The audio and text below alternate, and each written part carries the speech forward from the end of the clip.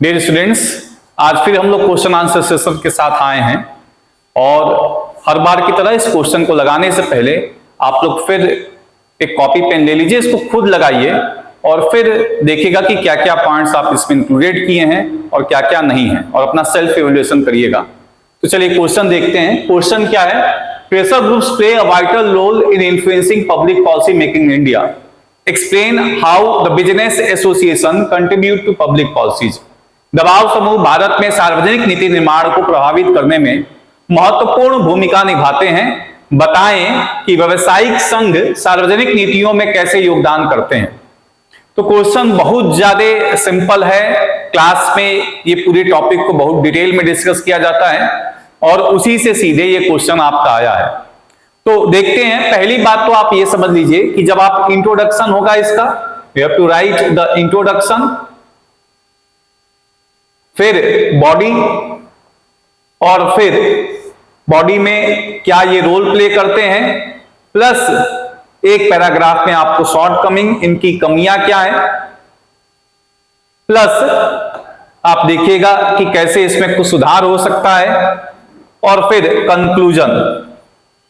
जब आप निष्कर्ष लिखें तो प्रयास यही किया करिए, निष्कर्ष हमेशा भविष्य को सोच के लिखा जाए। दूसरा, सकारात्मक हो, पॉजिटिव आपका कंक्लूजन हो, और थर्ड, अगर उसमें कोई रिफॉर्म आप दे सकते हैं तो ये अच्छी बात होती है। तो कंक्लूजन में 3 बातों का ध्यान रखा करिए। अगर कोई ऐसा सवाल है जिसमें भविष्य में कुछ सुधार होने की पॉसिबिलिटी है या भविष्य में कुछ होना है तो उस पॉइंट को जरूर रखें और सकारात्मक निष्कर्ष देने की बात किया करिए, और साथ ही साथ में सुधारात्मक आपका सोच होना चाहिए। कुछ क्वेश्चंस ऐसे जरूर होते हैं जो कि नकारात्मक होते हैं, तो वहां पे निष्कर्ष भले नकारात्मक आप नहीं दे पाएंगे। जैसे आप बात करेगा कि कोई अगर क्वेश्चन ये बन जाए कि Mahatma Gandhi is not the father of the nation, अगर मान लीजिए कोई ये आपका क्वेश्चन बन जाए, father of the nation, Mahatma Gandhi Bharat के राष्ट्रपिता नहीं है, तो अगर ऐसा कोई क्वेश्चन बन जाता है तो फिर उसमें आपको नेगेटिव कंक्लूजन देना होगा। उनके कंट्रीब्यूशंस को बताते हुए आपको बताना होगा कि नहीं, ये फादर ऑफ द नेशन कहलाने के लिए सबसे आपके उपयुक्त व्यक्ति हैं। तो ये बात आपका है जो आप देख सकते हैं। अब यहाँ पे क्वेश्चन आपको देखना है कि इसमें दबाव समूह हमारे नीति निर्माण में क्या भूमिका निभाते हैं। ये स्टेटमेंट है, इससे कुछ भी लेना देना नहीं, जस्ट स्टेटमेंट दिया गया है कि भारत में दबाव समूह सार्वजनिक नीति निर्माण को प्रभावित करते हैं। लेकिन मुख्य प्रश्न क्या है कि व्यावसायिक जो संस्थाएं हैं वो कैसे योगदान करती हैं। तो पहली बात तो आप इंट्रोडक्शन में एक पॉइंट लिखिएगा, प्रेशर ग्रुप्स क्या होते हैं।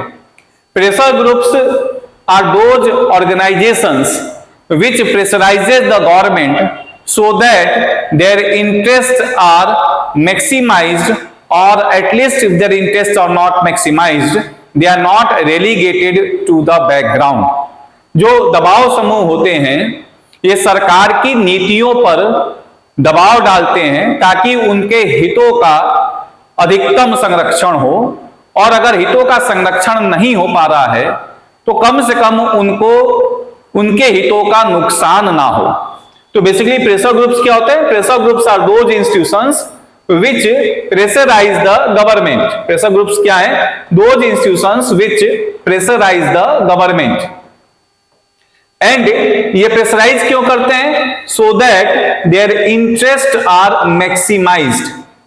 इनके हितों को हम अधिकतम कर सके, अपने हितों को ये अधिकतम कर सके। ठीक है, या at least their interest are not relegated to the background. Relegated to the background, या कम से कम ये तो हो कि इनके हितों का नुकसान ना हो। तो सरकार के ऊपर दबाव डालते हैं, दे प्रेशराइज द गवर्नमेंट, और गवर्नमेंट में किसको प्रेशराइज करते हैं? ये गवर्नमेंट के पॉलिटिकल विंग को प्रेशराइज करने की कोशिश करते हैं और गवर्नमेंट के एग्जीक्यूटिव विंग को प्रेशराइज करने की कोशिश करते हैं। तो सरकार की जो राजनीतिक संस्था है और सरकार की जो कार्यपालिका की संस्था है, उन दोनों को प्रभावित करने की कोशिश करते हैं ताकि उनके हितों को संरक्षण किया जाए, उनका अधिकतम संरक्षण हो, उनके हितों को अधिकतम लाभ हो, या कम से कम कोई अगर नीति ऐसी बन रही है तो अगर उनके हितों का लाभ ना हो पाए तो कम से कम उनके हितों का नुकसान ना हो। Interest are not relegated to the background. और जो दबाव समूह आप देखते हैं ये बड़े तरीके से काम करते हैं और बहुत प्रकार के दबाव समूह होते हैं, तो उतना डिटेल में नहीं जा सकते। इसमें 10 नंबर का क्वेश्चन है, 150 वर्ड में लिखना है, लेकिन थोड़ा सा और डिटेल देखा जाएगा। इसमें प्रेशर ग्रुप्स कई प्रकार के होते हैं, जैसे स्टूडेंट यूनियन हो गया, जैसे फार्मर्स यूनियन हो गया, जैसे बिजनेस ऑर्गेनाइजेशंस हो गया। जैसे हमारे यहां पे क्या student union, student federation of India, Akhil Bharatiya Vidyarthi परिषद, ऐसे NSUI, ये सब संस्थाएं हैं जो स्टूडेंट यूनियन है, प्रेशर ग्रुप का काम करती हैं। फार्मर्स यूनियन जैसे ऑल इंडिया आपके फार्मर्स एसोसिएशन, अखिल भारतीय कृषक संगठन, ऐसे हो गए, या business organisation FICCI, federation of Indian chambers of commerce and industries, CII, confederation of Indian industries, या ट्रेड यूनियंस हो गए, व्यापारी संगठन, all India trade union congress. तो बहुत तरह के दबाव समूह हैं, उसमें से विशेष आपको व्यापारी समूह के बारे में पूछा जा रहा है कि ये कैसे बिजनेस एसोसिएशंस नीति निर्माण में भूमिका निभाते हैं। How this business associations effect the public policy making process of India. तो ये बिजनेस एसोसिएशन जो होते हैं हमारे देश में, इसमें कुछ महत्वपूर्ण बिजनेस एसोसिएशन आपको जानना होगा, जैसे फिक्की है, CII है, एस्कॉम है, नेस्कॉम है, ये सब आपके बिजनेस एसोसिएशंस हैं जो हमारे देश में काम करते हैं। How they are able to effect the public policy by providing two way communication. Government और जो बिजनेस ऑर्गेनाइजेशंस ऑपरेट कर रहे हैं हमारे देश में, इनके बीच में एक इफेक्टिव कम्युनिकेशन का मॉडल कौन प्रोवाइड करता है? यही जो आप देखिएगा बिजनेस एसोसिएशंस, जैसे एस्कॉम हो गया, नेस्कॉम हो गया, फिक्की हो गया, CII हो गया। तो they act as a channel of communication from government to business organisations and from business organisations to government. तो ये संचार के व्यवस्था का काम करते हैं, सरकार की नीतियों को व्यवसायिक संगठनों के पास पहुंचाते हैं और व्यवसायिक संगठनों की जो मांगे हैं, जो उनकी समस्याएं हैं, जो उनके ग्रीवियंस हैं, वो सरकार तक पहुंचाने की कोशिश करते हैं। तो बेसिकली बिजनेस ऑर्गेनाइजेशंस के क्या है, जो भी आपके डिमांड्स हैं, बिजनेस ऑर्गेनाइजेशंस जो प्रॉब्लम्स फेस कर रहे हैं, बिजनेस ऑर्गेनाइजेशंस की जो शिकायतें हैं, इनको किसके पास ले जाने की क्षमता रखते हैं? गवर्नमेंट के पास। और गवर्नमेंट को क्या फायदा होता है इन बिजनेस एसोसिएशन से? गवर्नमेंट की जो पॉलिसी फॉर्मुलेशन होती है, इसमें कई बार आपको प्राइवेट सेक्टर का भी इनपुट चाहिए होता है, प्राइवेट सेक्टर से भी सहायता चाहिए होता है। क्योंकि अब आप देखिएगा कि जो भी पब्लिक पॉलिसीज बन रहे हैं, वो पब्लिक पॉलिसीज तभी जाके प्रैक्टिकल हो पाएंगे, प्रासंगिक हो पाएंगे, जब वो हमारे निजी संस्थाओं को भी ध्यान में रख के नीतियों का निर्माण किया जाए। क्योंकि मैक्सिमम फंक्शंस जो पब्लिक पॉलिसी में हो रही हैं, ये सारी फंक्शंस जो पब्लिक पॉलिसी की हो रही है मैक्सिमम, वो after LPG era 1991 it is in public private board, सरकारी निजी संस्थाओं का गठबंधन हो रहा है और मैक्सिमम काम गवर्नमेंट आपका डेलीगेट कर रहा है प्राइवेट सेक्टर को। तो यहां पे क्या है, मिनिमम गवर्नमेंट और मैक्सिमम गवर्नेंस के ऊपर फोकस किया जा रहा है। मिनिमम गवर्नमेंट और मैक्सिमम गवर्नेंस की बात जब हो रही है तो गवर्नमेंट जो ऐसे कोर फंक्शंस नहीं, वो सारे फंक्शंस प्राइवेट सेक्टर को ट्रांसफर कर रहा है। तो इस बेसिस पे अगर आपको प्रैक्टिकल पॉलिसी फॉर्मुलेशन करना है तो प्राइवेट सेक्टर को हर हाल में इन्वॉल्व करना ही पड़ेगा आपको। तो ये पॉइंट आप यहां पे देख सकते हैं। फर्स्ट फंक्शन आप देख सकते हैं कि हमारे क्या एक तरह से बिजनेस एसोसिएशंस का काम है, it acts as a channel of communication by communicating the grievances, the problems, the demands of the business organizations to the government, as well as making the public policy more practical in nature, because in the PPP era, in the public private partnership era, policy will be only practical when it involves the private sector in the policy formulation itself. Otherwise क्या होगा, policy formulation और policy implementation में एक huge gap पैदा हो जाएगा, एक बड़ी खाई पैदा हो जाएगा, और जब गैप हो जाएगा तो पॉलिसी फॉर्मुलेशन जो होगा वो प्रॉपर इंप्लीमेंट नहीं होगा। तो there will be disparity between the targets and the goals achieved. जो आप लक्ष्य रख रहे हैं और जो लक्ष्य की प्राप्ति हो रही है उसमें बहुत ज्यादा विस्थापन होने की संभावना होती है। इस वजह से अगर आपको प्रासंगिक लोक नीति बनाना है तो आपको हर हाल में निजी संस्थाओं की भागीदारी सुनिश्चित करनी पड़ेगी। सेकेंड मेजर फंक्शन जो हमारे यहाँ पे बिजनेस ऑर्गेनाइजेशंस प्ले करते हैं वो क्या काम करते हैं, ये अपने एरिया में कुछ टेक्नोलॉजिकल इनोवेशंस करते रहते हैं।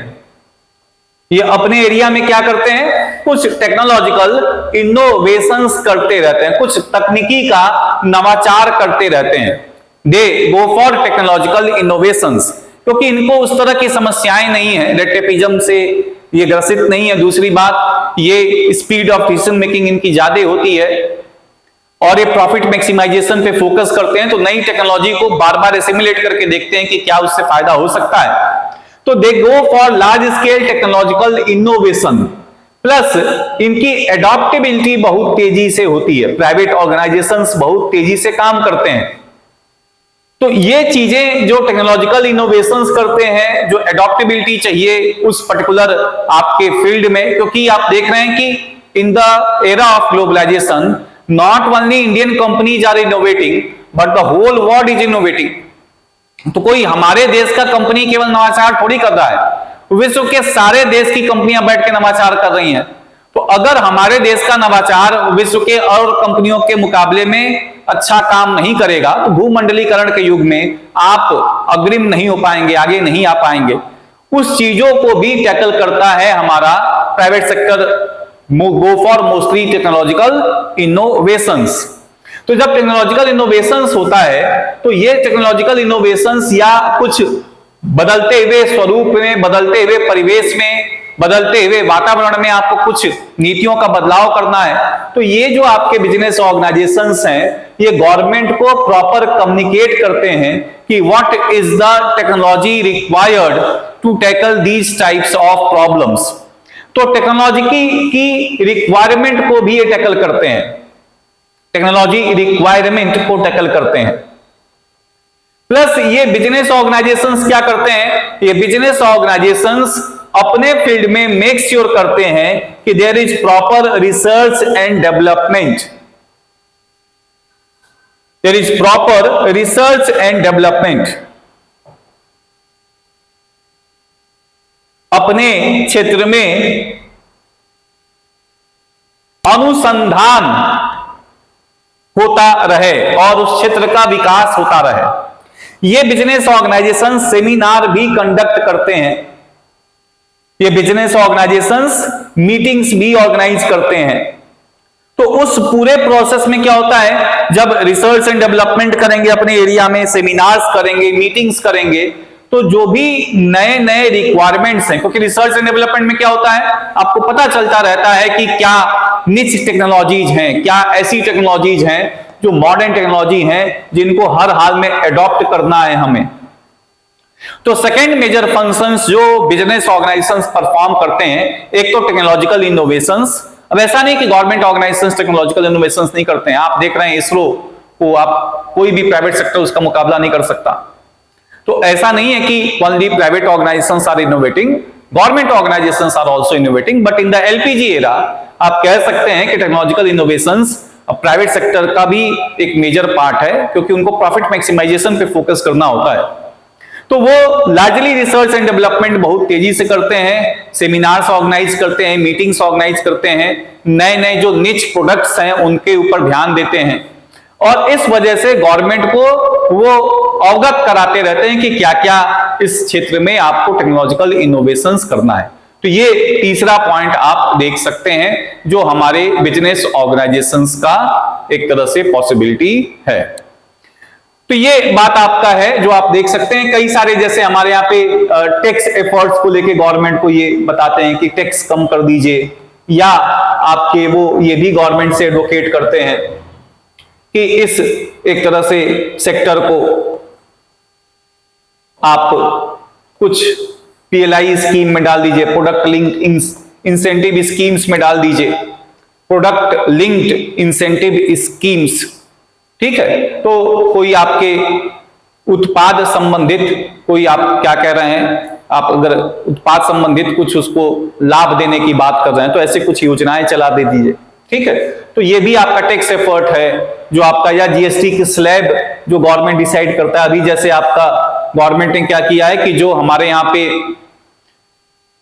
वीडियो गेम्स ऑनलाइन हो रहे थे, ऑनलाइन गेम्स, उसके ऊपर हाईएस्ट स्लैब लगा दिया जीएसटी में। उसके विरोध में कई सारे आपकी जो ऑनलाइन गेमिंग कंपनियां थी वो गवर्नमेंट को रिप्रेजेंट की कि इसका स्लैब कम किया जाए, लेकिन गवर्नमेंट ने उस पर कोई सुनवाई नहीं की। तो ऐसे आपके बातें देखने को मिल सकता है।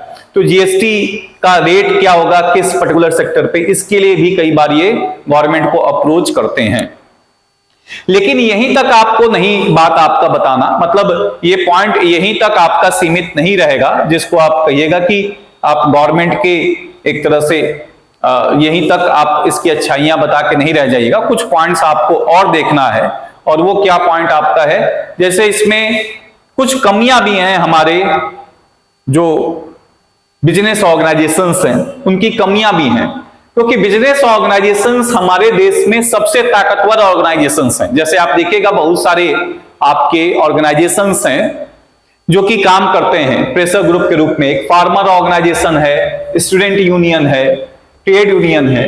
लेकिन ये फार्मर ऑर्गेनाइजेशन भारत का सबसे बड़ा संस्था है, लेकिन क्योंकि आपके पूरे भारत के स्तर पे कोई ऐसा फार्मर यूनियन है ही नहीं जिसको एक बार में वो पूरे भारत के फार्मर्स को जोड़ पाए।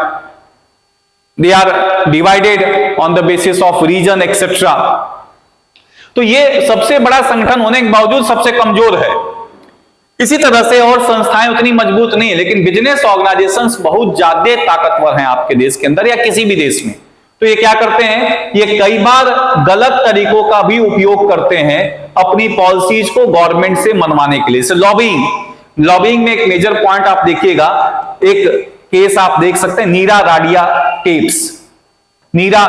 टेप्स, जिसमें 2G के ऑक्शन के दौरान करप्शन की पॉसिबिलिटी को हाईलाइट किया गया।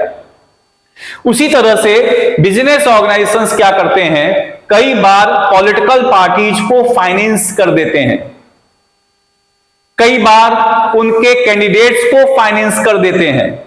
और यह बात 100% आपका होगा कि जब आप किसी पॉलिटिकल पार्टी को फाइनेंस कर रहे हैं या जब आप किसी कैंडिडेट को फाइनेंस कर रहे हैं तो you want something in return. आप कोई चैरिटी करने तो आए नहीं हो। जब आप किसी पॉलिटिकल पार्टी को फाइनेंस करोगे तो बट नेचुरल है कि अगर वो इलेक्शंस को जीतता है तो आप वापस उससे कुछ फायदा लेने की कोशिश करोगे। तो यहां पे जब ये पॉलिटिकल पार्टीज को फाइनेंस कर रहे हैं या किसी कैंडिडेट्स को फाइनेंस कर रहे हैं तो उस प्रोसेस में जब इलेक्शन ये जीत जाते हैं तो they try to manipulate the rules in their own favour. नियम कानूनों को अपने हितों में परिवर्तित करने का प्रयास करते हैं। जैसे कि इसी प्रोसेस को आप क्या बोलते हैं, इसी प्रोसेस को आप बोलते हैं रेंट सीकिंग बिहेवियर। इसी प्रोसेस को आप बोलते हैं रेंट सीकिंग बिहेवियर। तो हमारे जो बिजनेस ऑर्गेनाइजेशंस हैं, रेंट सीकिंग का मतलब क्या है ये एक तरह से आप कह सकते हैं कि किराया व्यवहार आप कह सकते हैं, जिसमें क्या करने की कोशिश की जाती है, गवर्नमेंट से कुछ लाभ लिया जाता है, कुछ पॉलिसीज में कुछ छूट ली जाती है, कुछ आपके लाइसेंसेज में छूट ली जाती है और गवर्नमेंट से सस्ता लेके फिर उसको किसी अन्य व्यक्ति को महंगे पे बेच दिया जाता है। तो आपने 5G का स्पेक्ट्रम हुआ, गवर्नमेंट के बड़े करीबी थे, गवर्नमेंट से 5G स्पेक्ट्रम आपने खरीद लिया, आपके पास टावर ओवर कुछ नहीं है, टेलीफोन में काम ही नहीं करते हैं, मोबाइल सेक्टर में काम ही नहीं करते हैं। अब 5G सेक्टर, 5G का जो आपने स्पेक्ट्रम खरीदा है गवर्नमेंट से, वो किसी को महंगे दाम पे बेच दीजिएगा। इसको क्या बुलाता है, रेंट सीकिंग बिहेवियर। ये भी बात आपको देखने को मिलता है। फिर एक और वर्ड आता है और वो आता है क्रोनी कैपिटलिज्म, क्रोनी पूंजीवाद। तो क्रोनी पूंजीवाद भी देखने को मिलता है इन्हीं सारे आपके बिजनेस एसोसिएशंस के माध्यम से। क्रोनी पूंजीवाद क्या होता है, गवर्नमेंट के साथ साठगांठ करके जो आपका ट्रू नेचर ऑफ कैपिटलिज्म है उसको नहीं आप प्रमोट करते हैं, गवर्नमेंट के साथ साठगांठ करके नियम कानून में परिवर्तन करके अपनी कंपनी को लाभ दिलवाने की कोशिश को क्रोनी कैपिटलिज्म आप देख सकते हैं। जैसे हमारे यहाँ पे देखने को आपको मिलेगा कई सारे बैंकों घोटाले हो गए और बड़े बड़े उद्योगपति उसमें शामिल हुए। कैसे संभव है, विदाउट द आप कह सकते हैं hand in glove of the banking sector as well as the private sector as well as certain support from the political organisations. तो छोटे मोटे घोटाले नहीं, बहुत बड़े स्तर पे घोटाले हुए और इतने बड़े घोटाले हुए कि उनको अल्टीमेटली रिकवरी भी नहीं हुआ और देश छोड़ के भाग भी गए। कुछ एग्जाम्पल आप लोग के पास भी होंगे, मेहुल चोस्की, नीरव मोदी, विजय माल्या। तो ये जो आपका है, इस तरह की संभावनाएं आपको देखने को मिलेंगी। बिजनेस एसोसिएशंस कई बार रूल्स रेगुलेशंस को डेलिबरेटली ब्रेक डाउन करते हैं अपने पर्सनल गेन्स के लिए, अपने कंपनी के गेन्स के लिए। ये भी बात आपको भी, जैसे भारत की सबसे प्रसिद्ध बैंकिंग सेक्टर्स की एक महिला थी चंद्रा कोच्चर, सबसे ज्यादा famous personality in banking sector, लेकिन वो भी किसी केस में आपके फंस गई। अपने पति को, जो उनके हस्बैंड थे, जिस कंपनी में वो काम करते थे, उनको गलत तरीके से लोन दिलवाया गया। तो ये सारा पॉइंट आप क्या देख रहे हैं, ये सब कैसे होता है, this is possible through the help of crony capitalism. तो अल्टीमेटली क्या है, they play a very positive role, अच्छा काम करते हैं, लेकिन व्यावसायिक संस्थाएं सार्वजनिक नीतियों को बनाने में काम तो करते हैं, लेकिन कुछ समस्याएं भी आपकी हैं। जैसे ये क्या करते हैं, they promote crony capitalism, they promote rent seeking behaviour, they promote lobbying, और ये सब आपके प्रूडेंट पॉलिसी मेकिंग प्रोसेस के लिए चैलेंज है। इसकी वजह से क्या बढ़ता है, भ्रष्टाचार, करप्शन। तो ये चैलेंज आपका होता है, इसीलिए प्रूडेंट पब्लिक पॉलिसी नहीं बन पाता। तो आप देख सकते हैं प्रेशर ग्रुप्स कैसे काम करते हैं, पब्लिक पॉलिसी को प्रमोट करने का काम करते हैं, act as a communication channel, act as a technological innovation, ये बताते हैं गवर्नमेंट को क्या क्या काम करना है। Act as a prudent public policy making process, सरकार की योजनाओं को अच्छा बनाने की कोशिश करते हैं, जो पॉलिसी फॉर्मुलेशन, पॉलिसी इंप्लीमेंटेशन में गैप है, इसको फिल करने का प्रयास करते हैं। तो ये सब आपके अच्छा बात है प्रेशर ग्रुप्स का, ठीक है। कई बार कई सारे आपके जो एक तरह से अभी पैदा हुए, जो कहा जाता है कि बिजनेस ऑर्गेनाइजेशंस हैं, उनके लिए भी ये पैरवी करते हैं, गवर्नमेंट उनके लिए भी बहुत सारे आपकी स्कीम्स लेके आता है, जैसे small sector, small scale industries हैं, एमएसएमई हैं, ठीक है, medium small scale medium enterprises है उनके लिए। लेकिन प्रॉब्लम क्या है, क्रोनिज्म, प्रॉब्लम क्या है, क्रोनी कैपिटलिज्म, प्रॉब्लम क्या है, लॉबिंग, प्रॉब्लम क्या है, करप्शन, प्रॉब्लम क्या है, कैप्चर थ्योरी या रेंट सीकिंग बिहेवियर, ये सब आप देख सकते हैं। तो कंक्लूजन में आप ये लिखिएगा कि the pressure groups play a very pragmatic and practical role by formulating a prudent public policy formulation so that the gap between policy formulation and policy implementation is minimized, but they have to keep the interest of the nation at the, you can say, primacy. Then only a prudent public policy can be formed. Thank you.